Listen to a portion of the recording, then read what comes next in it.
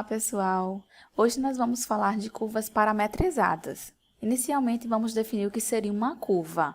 Então, uma curva, a gente vai chamar de curva o conjunto dos pontos no R3, certo? Que estão dentro do conjunto de imagem de uma função vetorial contínua, que vai de um intervalo na reta no R3, tá?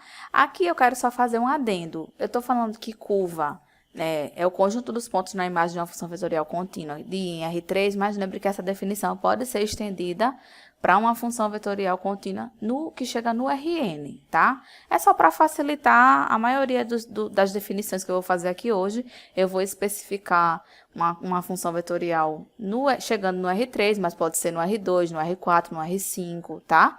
Em qualquer valor de curva que chegue de função vetorial no Rn, certo? Pronto, então aqui no primeiro exemplo eu tenho uma função já conhecida da gente, ela vai de R em R3, ela manda t na tripla t ao quadrado, né? Se eu chamo aqui essa primeira função coordenada de x, né? A segunda de y e a terceira de z, tá? A gente tá vendo que x é igual a y e z é igual a t ao quadrado, né? Então, essa curva, né, que a gente já viu que é uma parábola, que está contida no plano xy, né? Porque a gente tem aqui no plano x igual a y, tá? Porque a gente tem aqui justamente isso, né? X igual a y e z é igual tanto a x ao quadrado quanto a y ao quadrado. Então, esse aqui, o conjunto desses pontos aqui, é a curva, né? Correspondente à função f definida aqui em cima, certo? Que é o conjunto dos pontos na imagem de f. A segunda definição, né? A gente considera que f uma função vetorial contínua em R3, que também pode ser chamada de curva, certo? E ela é definida por uma função que leva t na tripla x de t, y de t, z de t, parametricamente, né? E justamente essas funções coordenadas aqui, x de t, y de t e z de t, são as equações paramétricas dessa curva, f, e t, obviamente, é o parâmetro da curva. Já a equação f de t igual a tripla x de t, y de t, z de t, é chamada de equação vetorial da curva f, ok? Então, no exemplo anterior, quem seriam as equações paramétricas da curva f? Seria x de t igual a t, y de t igual a t e z de t igual a t ao quadrado, tá? A próxima definição é de curva plana. Então, eu tenho uma curva no R3, certo? Essa curva vai ser plana se existir um plano que contém todos os seus pontos. Então, se existir um plano que contém todos os pontos da curva dada, então ela é plana. Se não existir um plano que contém todos os seus pontos, então ela é chamada de reversa. Daqui a pouco a gente faz um exemplo e mostra as definições que a gente vai ver agora, porque a gente vai ver várias definições. A próxima definição é sobre curva fechada. Então, se eu tiver uma curva que vai de um intervalo fechado da reta no R3, essa curva vai ser fechada se ela tiver o ponto inicial dela coincidindo com o ponto final. Ou seja, a imagem do extremo esquerdo do intervalo fechado foi igual à imagem do extremo direito. Aconteceu isso, então, onde ela começa, ela termina. Então, essa é uma curva fechada.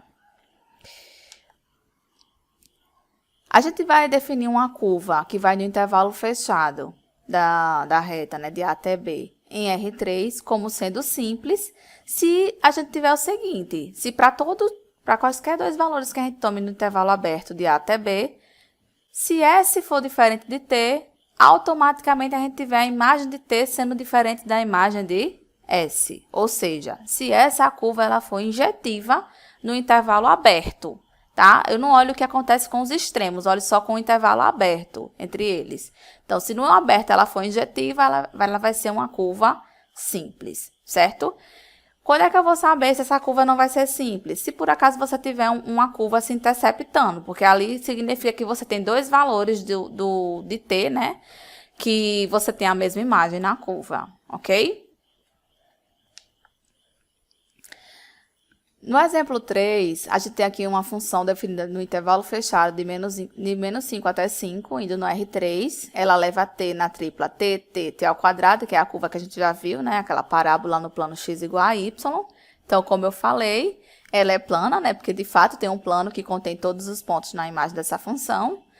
E ela é simples porque, obviamente, ela é injetiva no intervalo. Ela é injetiva no geral, né? Na reta, no intervalo todo. Mas, em particular, nesse intervalo que a gente considerou no aberto, de menos 5 até 5, ela é injetiva. Então, por isso, ela é simples. Ela não é fechada porque quando você calcula a imagem dos extremos, né? Quem é f de menos 5 e quem é f de 5. F de menos 5 é só trocar t por menos 5, né? Então, fica menos 5, 25. E f de 5 é 5, 25. Ou seja, você tem f de menos 5 diferente de f de 5, certo?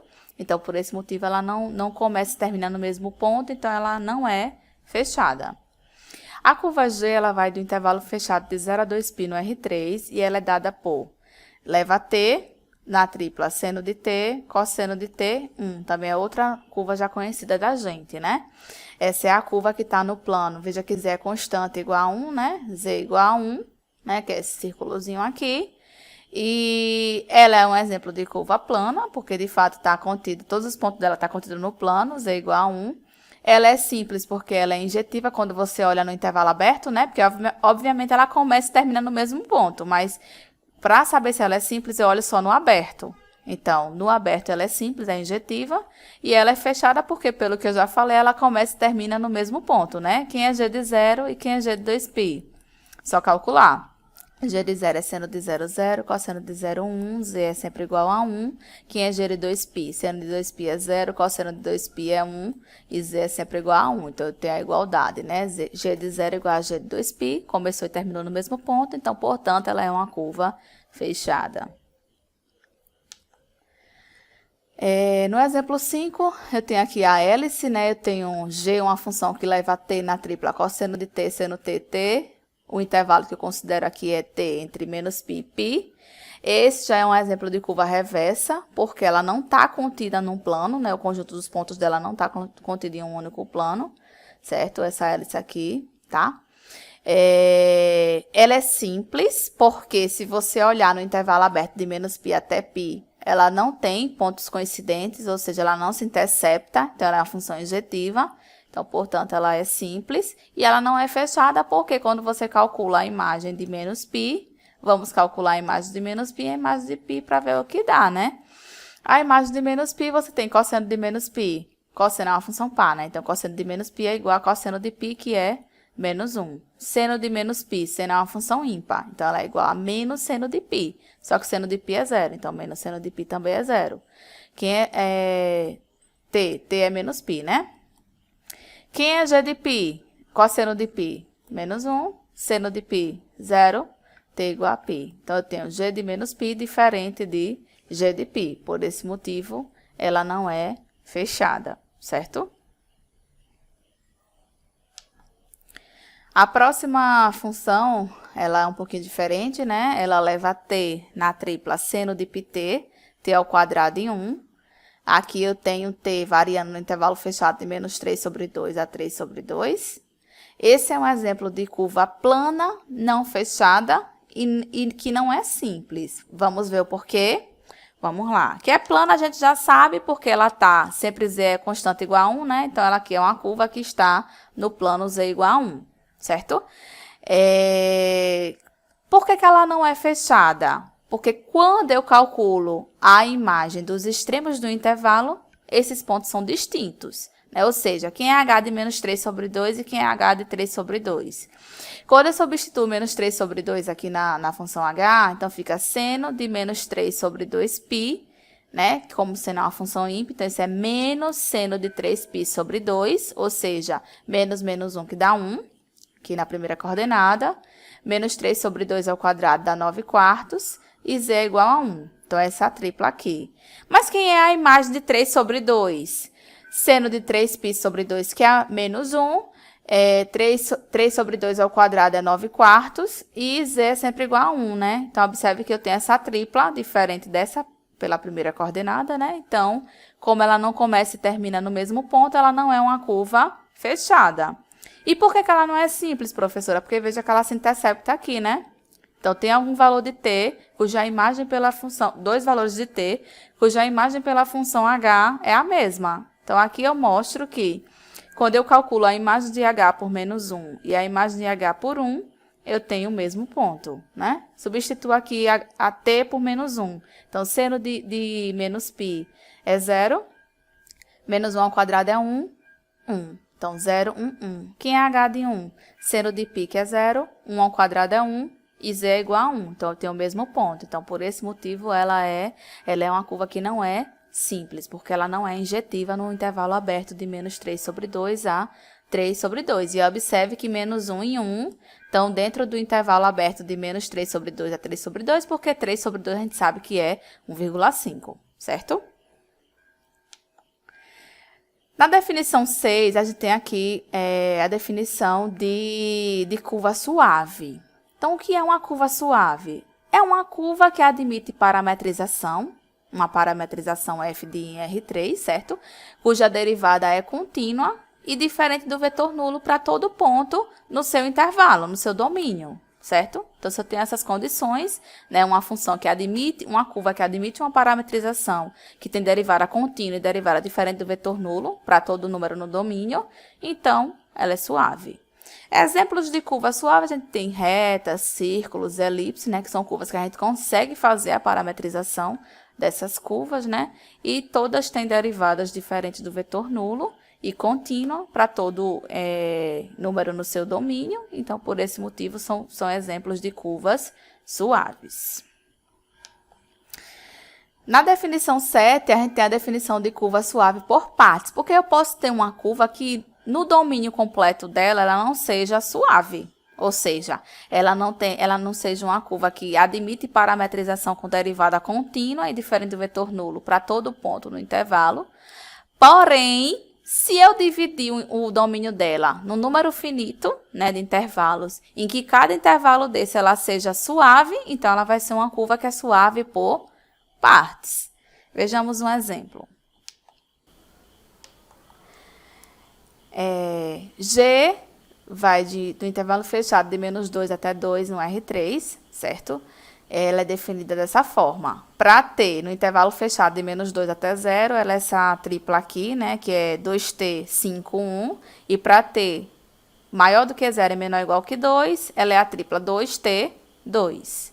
Será que essa função ela é suave por partes? Porque, bom, primeiro seria assim, será que ela é suave? Né? Para isso eu tenho que calcular a derivada dela. Né? Para que ela seja suave, ela tem que, primeiro, ela já é parametrizável, né? Porque você está vendo aqui a parametrização dela, né? De acordo com o parâmetro t. Só que para ela ser suave, eu teria que ter a derivada dela contínua, diferente do vetor nulo, em cada ponto do seu domínio. Porém, como ela tem uma mudança de comportamento no t igual a 0, a gente não sabe se no t igual a 0 ela tem a derivada dela existindo, né? E, obviamente, né, se existir, sendo contínua, certo? Então, é isso que a gente vai fazer aqui agora, calcular a derivada dela para saber o que acontece nesse valor aí, no 0, que é onde ela muda de comportamento, para saber se ela é suave, ou se pelo menos ela é suave por partes, né? Tipo, em cada intervalo desse que a gente separou, no aberto, ela tendo derivada contínua, a parametrização, né? E diferente do vetor nulo. Bom, quando você calcula a derivada em cada intervalo aberto, né? Primeiro de menos 2 a 0. Então, você vai ter derivada de 2t, 2. Derivada de 5, 0. Derivada de 1, 0. Então, tem a tripla 2, 0, 0. No intervalo aberto de 0 até 2, eu tenho derivada de 2, 0. Derivada de t1, derivada de 2, 0. Então, eu tenho a tripla 0, 1, 0. Obviamente, em cada intervalo desse aberto, a derivada existe, é contínua e é diferente do vetor nulo, certo? Então, ela é suave por partes. Mas, no 0... essa função, ela tem derivada contínua, certo? Vamos ver. Quem é a derivada dessa função? Primeiro a gente calcula as derivadas laterais, né? No caso, a esquerda primeiro e depois a direita do 0, certo? Vê. A derivada lateral à esquerda do 0, eu estou fazendo t se aproximar de 0 por valores menores do que 0. Então, estou nesse primeiro caso da derivada aqui, certo? Então, quem é a derivada de g no 0 quando eu me aproximo de 0 pela esquerda? Seria 2, 0, 0, porque aqui não depende de t, né? Então, é o ponto 2, 0, 0. E quem é a derivada lateral à direita do 0? Agora, eu estou me aproximando de 0 por valores maiores do que 0. Aqui também não depende de t, então, a derivada de 0 a derivada lateral direita seria o ponto 0, 1, 0. Então, o que eu tenho aqui? As derivadas laterais existem, porém são distintas no zero. Ou seja, essa função não é suave, a função g aqui, desculpa, porém ela é suave por partes. Em cada intervalo aberto que eu considerei aqui, que é um número finito, né? Só temos 2 intervalos. Em cada um desses intervalos ela é suave, tá certo? Então, ela é suave por partes, certo? Pronto. E a última definição da aula de hoje é de ponto anguloso. Então, quando é que eu tenho um ponto anguloso? Então, um ponto da curva, f de R3, não um ponto f de T0, ele é chamado de ponto anguloso se a derivada em T0 for o vetor nulo ou se a derivada da função em T0 não existir. Então, se tem algum ponto na derivada, né, da minha curva, em que a derivada seja o vetor nulo ou não exista, então o ponto correspondente na função, na curva original, né, f desse ponto, vai ser um ponto anguloso. Se eu olho para o exemplo anterior, deixa eu voltar aqui para vocês. No exemplo anterior, a gente provou que a derivada de g no zero não existe.